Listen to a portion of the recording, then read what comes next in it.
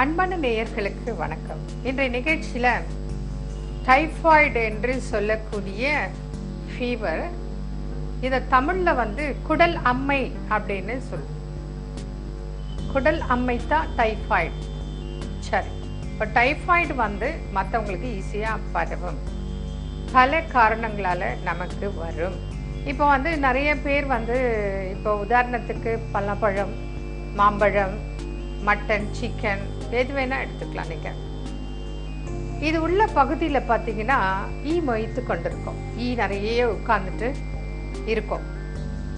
அதை வாங்கி நம்ம சாப்பிடும்போது அந்த ஈக்களால் கூட இந்த டைபாய்டு நோய் பரவும். ஏன்னா அது எங்கே வேணா உட்கார்ந்துட்டு வரும். ஈ எங்கே வேணாலும் உட்கார்ந்துட்டு பறந்துட்டு நம்ம சாப்பிடக்கூடிய உணவுகளில் உட்காரும். அதனால கூட இந்த டைபாய்டு நோய் வரும். இதோட அறிகுறிகள் எப்படி இருக்கும்னா, தொடர்ந்து அதிக காய்ச்சல் இருந்துட்டே இருக்கும். அதுவும் மாலை நேரத்தில் இந்த டைபாய்டு ஃபீவர் ரொம்ப, அதாவது டெம்பரேச்சர் 102, 103, 104, 101 அப்படியே இன்க்ரீஸ் ஆகிட்டே இருக்கும். காலையில் பார்த்தீங்கன்னா சரியாயிடும். முடி உதிரும், ரொம்ப டயர்டாக இருக்கும், நான் வறண்டு போகும். நாக்கில் பார்த்தீங்கன்னா வெள்ளை மாவு படிந்து கோட்டிங், ஒயிட் கோட்டிங்கோட நம்மளோட நாக்கு இருக்கும். அப்போ அதுதான் மாவு படிந்திருக்கு அப்படின்னு சொல்லுவோம். இது போல இருக்கும். அப்புறம் பார்த்தோன்னு சொன்னாக்க உங்களுக்கு தலைவலி இருக்கும். ஈவினிங் தான், நைட்டு தான் ஈவினிங் தான் ரொம்ப காய்ச்சல் இருக்கும், குளிரும் எதிரும் அந்த மாதிரி இருக்கும். மார்னிங் பார்த்தீங்கன்னா கொஞ்சம் பெட்டராக இருக்கும். இது மாத்திரம் இல்லை, முக்கியமாக சிலருக்கு லூஸ் மோஷன் ஆகும், பேதி ஆகலாம். சிலருக்கு மோஷனே போகாது, டைட் ஆகிடும், கான்ஸ்டிபேஷன், மலச்சிக்கல். ஆக மொத்தம் லூஸாக போனாலும் கஷ்டம்தான், மலம் போலனாலும் கஷ்டம்தான். ஆக மொத்தம் மலச்சிக்கல் ஏற்படும். சிலருக்கு அந்த மலம் வெள்ளையா போகும், இல்லை ஒரு தரம் கூட பேதி ஆகலாம். வயிறு பார்த்தீங்கன்னா இனம் புரியாத ஒரு உஷ்ணம் இருந்தால் எப்படி இருக்கும், அது போல வயிறு ஹீட்டான மாதிரி சூடாக ஒரு உஷ்ணம் தெரியும். இதெல்லாம் டைபாய்டோட அறிகுறிகள். தொடர்ந்து 10-15 நாள் கூட ஃபீவரே குறையாது. இதை வச்சு நம்ம டைபாய்டு ஃபீவர் பார்த்தோன்னு சொன்னாக்க உங்களுக்கு அதில் பாசிட்டிவ் வந்தால் நமக்கு டைபாய்டு கன்ஃபார்ம்டு. இதைத்தான் குடல் அம்மை என்று தமிழில் சொல்றோம். இந்த குடலம்மை என்று சொல்லக்கூடிய டைபாய்டுக்கு என்னன்னா, கம்ப்ளீட் பெட் ரெஸ்ட் இருக்கணும். குறைந்தது 4 வாரங்களாவது பெட் ரெஸ்ட்ல தான் இருக்கணும். நமக்கு காலையில நல்லா இருக்கே அப்படின்னு ஒர்க் பண்ண ஆரம்பிச்சா ஈவினிங் ரொம்ப ஹை ஃபீவர்ல கொண்டு போய்விடும். சில நேரங்கள்ல இந்த ஃபீவர், டைபாய்டு ஃபீவர் குணமாயிடும், ஆனா திரும்ப உடனே வரும். வந்தால் 3 மாதங்கள் டைபாய்டு குணமாகாது. இதனால 2 விஷயம் நடக்கும். ஒன்று உடல் பருமன், உடல் எடை கூடும், அல்லது உடல் எடை ஃபுல்லா குறைஞ்சிடும். இந்த 2ம் நிகழலாம் டைபாய்டுனால. அப்போ டைபாய்டு வந்தாலே ரொம்ப கவனமா உணவு கட்டுப்பாடு இருக்கணும். ஒரு அம்மை நோய் வந்தாலே நீங்க ஸ்கின்ல அம்மை நோய் வருதுல்ல, இப்போ சின்னம்மை, தொண்டையில புட்டாளம்மை அப்படி சொல்லுவாங்க இல்லையா, விளையாட்டு அம்மை. இதுக்கே நம்ம ரொம்ப பத்தியத்தோடவும் சுத்தமாகவும் ஹைஜீனிக்காகவும் மற்றவங்க யாரையும் வீட்டுக்குள்ள வரவிடாம ரொம்ப பார்த்துப்போம், பாதுகாப்பா. அதுவே குணமாகிறதுக்கு இட்ஸ் டேக் டைம். ஆனா நம்ம குடல்ல, உடல் உறுப்புல உள்ள வரக்கூடிய அம்மை குணமாக்கணும்னா எவ்வளவு கவனமா பார்த்துக்கணும், புரியுதுங்களா? அங்கதான் சரியாக்கலன்னா உயிரையே இழக்க நேரிடும். அதனால டைபாய்டுன்னு சொல்லிட்டு ரொம்ப கேர்லெஸ்ஸா இருக்கக்கூடாது.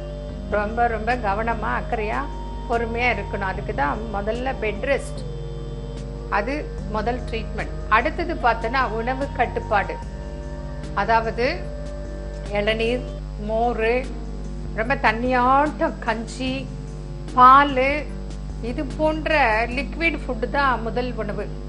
அதே போல சாத்துக்குடி ஜூஸ் இருக்கு இல்லையா, அதுல நம்ம குளுக்கோஸ் போட்டு கொடுக்கலாம். லிக்விட் ஃபுட்டு தான் மெயின் நம்ம கொடுக்கணும், சாப்பிடணும். கொஞ்சம் செமி சாலிட் கூட நம்ம கொடுக்கக்கூடாது. நல்ல சாலிட் ஃபுட்டு கண்டிப்பாக 100% சாப்பிடவே கூடாது.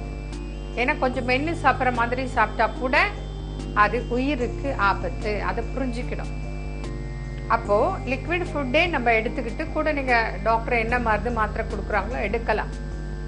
ஃபீவர் வந்து குறையாது. அந்த நேரத்தில் பார்த்தீங்கன்னா நம்ம வெட் பேக் போடணும். ஒரு டவல் எடுத்துட்டு ஐஸ் கியூப் வச்சுட்டு நெத்திக்கு, வயிறுக்கு, செஸ்ட்டுக்கு, உடல் முழுவதும் கூட நம்ம வந்து அந்த ஐஸ் பேக் வச்சு டவலில் வச்சு வைக்கலாம். அப்போது அந்த ஃபீவர், ஹை டெம்பரேச்சர் குறையும். அது ரொம்ப முக்கியம். அது குழந்தைங்களுக்கு வந்தால் ஹை ஃபீவர் வந்தால் ஃபிட்ஸ் கூட வந்துடும். அதனால் ரொம்ப கவனமாக பார்த்துக்கணும். இது ஒரு பக்கம். அடுத்தது உணவு. காரமே இருக்கக்கூடாது. சுத்தமாக காரம் இல்லாத உணவு தான் கொடுக்கணும். அது ரெண்டாவது. அப்புறம் பார்த்தேன்னு சொன்னாக்க இவங்களுக்கு வந்து நீங்கள் என்ன பண்ணணும் அப்படின்னாக்க இந்த லிக்விட் ஃபுட் கொடுக்குறோம் இல்லையா, அது அவ்வப்போது அவங்களுக்கு தேவையான அளவு, அதாவது ஒரு 1.5 hours ஒன்ஸ் அல்லது 2 மணி நேரத்துக்கு ஒரு முறை நம்ம அவங்களுக்கு அந்த லிக்விட் கொடுத்துட்டே இருக்கலாம். பால் நிறைய கொடுக்கலாம். சில நேரங்களில் சுத்தமான பால் இல்லாதனால கூட வந்து டைஃபாய்டு வரும். அதனால பாலை நல்லா காய்ச்சி ஆற வச்சு கொடுக்கணும். ஏன்னா இப்போ பால் கறந்துட்டு வருவாங்க. முன்னாடியெல்லாம் வீட்டு முன்னாடி கூட நமக்கு மாடை கொண்டு வந்து நின்று கறந்து கொடுப்பாங்க. அப்போ அந்த மாட்டு மேலே ஈ உட்காரலாம். அந்த பாலில் மண், மாட்டோட ரோமம், முடி இதெல்லாம் கலந்து கூட வரும். அதனால பாலை வந்து நம்ம ஃபில்டர் பண்ணி வடிகட்டி அதுக்கு தண்ணி கலந்து காய்ச்சி குடிக்கணும். அதுதான் நல்லது. அதனால சுத்தமான பாலை முதல்ல நம்ம ஃபில்டர் பண்ணிட்டு தண்ணி விட்டு காய்ச்சி நல்லா கொதிக்க விட்டு ஆற வச்சு குடிக்கணும். தண்ணி கூட நல்ல சுத்தமான குடிநீரை நல்லா கொதிக்க வச்சு ஆற வச்சு வடிகட்டி அந்த தண்ணியை தான் குடிக்கணும். எந்த ஒரு பொருளையும் இந்த டைஃபாய்டு உள்ளவங்க சூடாக சாப்பிடக்கூடாது. ஐஸ் போட்டு சில்லுன்னு சாப்பிடக்கூடாது.